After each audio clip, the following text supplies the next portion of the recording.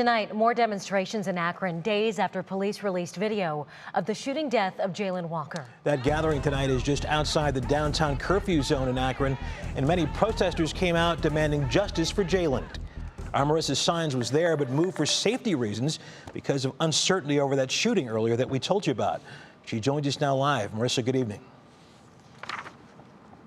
Russ, good evening to you. That's right. To ensure our safety, we moved out of the area to a secure location. But I do want to talk about the protests that happened earlier this evening that drew in dozens at that South Akron Bridgestone facility. It was the same location that Jayland Walker was fatally shot by Akron police.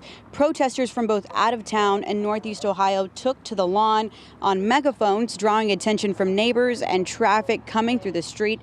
This demonstration remained peaceful, which was different from what some there tonight had previously experienced. The two individuals arrested during a protest Wednesday night actually spoke to the crowd. One of them was the aunt of Breonna Taylor, who was fatally shot inside of her home by Louisville Metro police officers in 2020.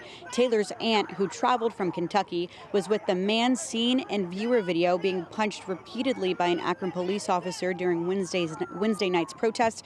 This is how she says the events leading up to her arrest unfolded. So then we said, okay, since we can't, check on the well-being of Jacob, let's go check on Mike, the activist that was assaulted, that was taken to jail. We was at the jail, and then once again, we was approached by maybe 6 police squad cars and a wagon. They got out. They asked what we was doing here. I simply told them, I'm just checking on, our colleague to make sure he's okay, make sure he's here, safe and sound, make sure he's getting processed in a bail. And then from there, they took us to jail. Tonight, protesters gathered to speak on the Bridgestone lawn, choosing this location specifically because it was outside of the Akron curfew perimeter. Dozens, both on foot and in cars, marched through the streets of Akron, returning to the facility lawn to hold a vigil for Jayland Walker. One organizer tells me after many heated protests thus far, they wanted tonight to be about Walker and who he was. I just want to give the community time to remember that and not to, forget what happened to him, but just to remember how good of a person he was and honor Jayland instead of the situation. I don't know what change and what justice, we'll be satisfied with, but, all we can do is, get the ball rolling.